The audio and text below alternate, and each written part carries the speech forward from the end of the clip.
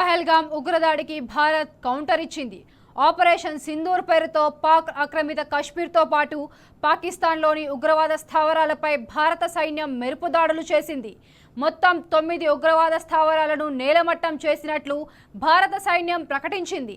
మంగళవారం అర్ధరాత్రి 1:44 దాడులు ప్రారంభించినట్లు వెల్లడించింది. భారత దళాల దాడుల్లో లష్కర్ ఏ తోయిబా, జైషా మహమ్మద్ సంస్థ ఉగ్రవాద శిబిరాల మౌలిక సదుపాయాలు ధ్వంసమైనట్లు వెల్లడించింది. భారత సైన్యం దాడుల్లో 30 మంది ఉగ్రవాదులు హతమైనట్లు తెలుస్తోంది. దాడుల అనంతరం భారత ఎయిర్ డిఫెన్స్ వ్యవస్థలు అప్రమత్తమయ్యాయి.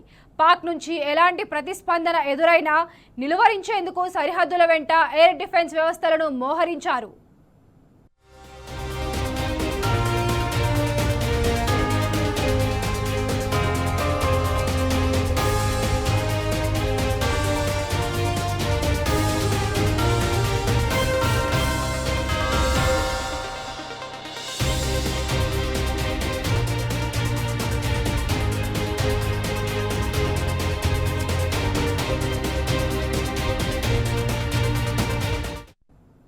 ఉద్రిక్తతలకు తావు లేకుండా పూర్తి ఖచ్చితత్వంతో ఉగ్ర స్థావరాలను టార్గెట్ చేసినట్లు రక్షణ శాఖ వెల్లడించింది.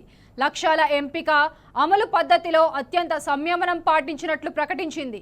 పహల్గామ్ దాడికి బాధ్యులను జవాబుదారీగా ఉంచేందుకు కట్టుబడి ఉన్నామని భారత్ ప్రకటించింది. దాడులకు సంబంధించి పూర్తి వివరాలను త్వరలో వెల్లడిస్తామని రక్షణ శాఖ తెలిపింది. భారత ప్రభుత్వం ప్రకటన అనంతరం ఇండియన్ ఆర్మీ స్పందించింది. న్యాయం జరిగింది అని ఎక్స్లో పోస్ట్ చేసింది. భారత్ మాతాకి జై, జై హింద్ అంటూ దాడుల అనంతరం భారత రక్షణ శాఖ మంత్రి రాజ్నాథ్ సింగ్తో పాటు పలువురు కేంద్ర మంత్రులు ట్వీట్ చేశారు. పాక్ పై భారత మిసైల్ స్ట్రైక్స్ పై అమెరికా ప్రెసిడెంట్ ట్రంప్ స్పందించారు. రెండు దేశాల మధ్య ఎంతో చరిత్ర ఉందని, ప్రస్తుతం నెలకొన్న ఘర్షణ వాతావరణానికి ముగింపు పలకాలని సూచించారు.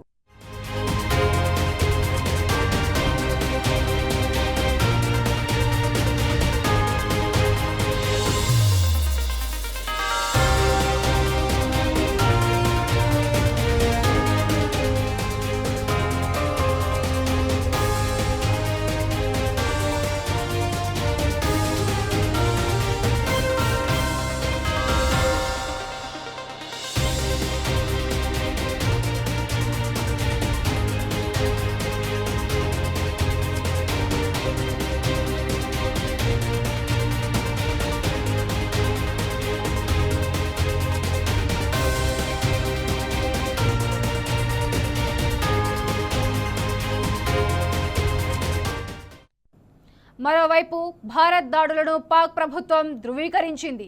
ముర్కిడ్, కోట్లీ, బహవల్పూర్, ముజఫరాబాద్ ప్రాంతాల్లో ఈ దాడులు జరిగినట్లు తెలిపింది. సందర్భానుసారంగా ప్రతీకార దాడులు చేస్తామని పాకిస్తాన్ హెచ్చరించింది.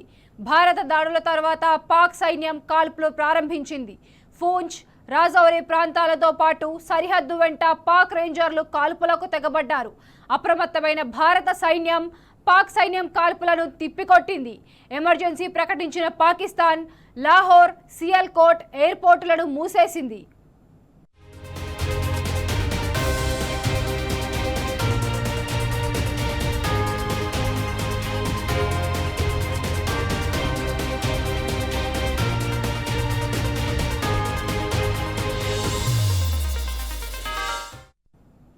పాకిస్తాన్లోని ఉగ్రవాద శిబిరాలపై భారత సైన్యం దాడుల ఘటనలకు సంబంధించి వీడియోలు సోషల్ మీడియాలో వైరల్గా మారాయి.